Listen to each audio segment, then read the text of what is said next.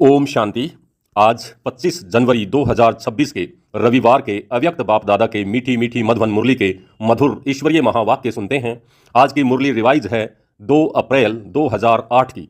आज की मुरली का शीर्षक है, इस वर्ष चारों ही सब्जेक्ट में अनुभव की अथॉरिटी बनो, लक्ष्य और लक्षण को समान बनाओ।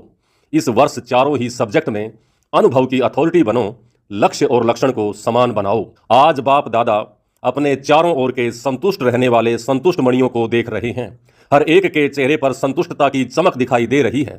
संतुष्ट मणियां स्वयं को भी प्रिय हैं, बाप को भी प्रिय हैं और परिवार को भी प्रिय हैं, क्योंकि संतुष्टता महान शक्ति है। संतुष्टता तब धारण होती है जब सर्व प्राप्तियां प्राप्त होती हैं। अगर प्राप्तियां कम तो संतुष्टता भी कम होती है। संतुष्टता और शक्तियों को भी आवाहन करती है। संतुष्टता का वायुमंडल औरों को भी यथाशक्ति संतुष्टता का वाइब्रेशन देता है।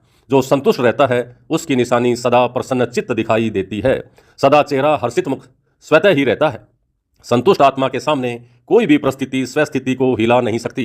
कितनी भी बड़ी परिस्थिति हो, लेकिन संतुष्ट आत्मा के लिए कार्टून शो का मनोरंजन दिखाई देता है। इसलिए वह परिस्थिति में परेशान नहीं होता और परिस्थिति उसके ऊपर वार नहीं कर सकती।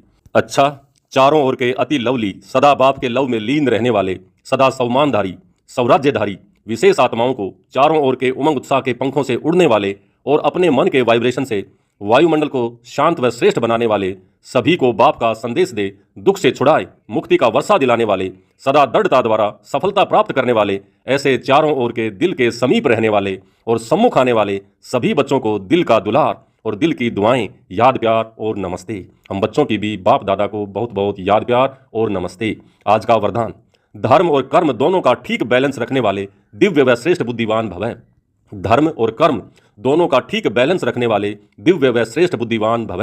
कर्म करते समय धर्म अर्थात धारणा भी संपूर्ण हो तो धर्म और कर्म दोनों का बैलेंस ठीक होने से प्रभाव बढ़ेगा। ऐसे नहीं कि जब कर्म समाप्त हो तब धारणा स्मृति में आए। बुद्धि में दोनों बातों का बैलेंस ठीक हो तब कहेंगे श्रेष्ठ व दिव्य बुद्धिमान। नहीं तो साधारण बुद्धि, कर्म भी साधारण, धारणाएं भी साधारण होती हैं। तो साधारणता में समानता नहीं लानी है, लेकिन श्रेष्ठता में समानता हो। जैसे कर्म श्रेष्ठ वैसे धारणा भी श्रेष्ठ हो। आज का स्लोगन, अपने मन बुद्धि को अनुभव की सीट पर सेट कर दो तो कभी अपसेट नहीं होंगे। अपने मन बुद्धि को अनुभव की सीट पर सेट कर दो तो कभी अपसेट नहीं होंगे। अव्यक्त इशारे, इस अव्यक्त मास में बंधन मुक्त रहकर जीवन मुक्त स्थिति का अनुभव करो। ज्ञान स्वरूप मास्टर नॉलेजफुल, मास्टर सर्वशक्तिमान होने के बाद अगर कोई ऐसा कर्म जो युक्ति युक्त नहीं है वह कर लेते हो तो इस कर्म का बंधन अज्ञान काल के कर्म बंधन से पदम गुणा ज्यादा है। इस कारण बंधन युक्त आत्मा स्वतंत्र न होने के कारण जो चाहे वह नहीं कर पाती। इसलिए युक्ति युक्त कर्म द्वारा मुक्ति को प्राप्त करो। अच्छा, ओम शांति।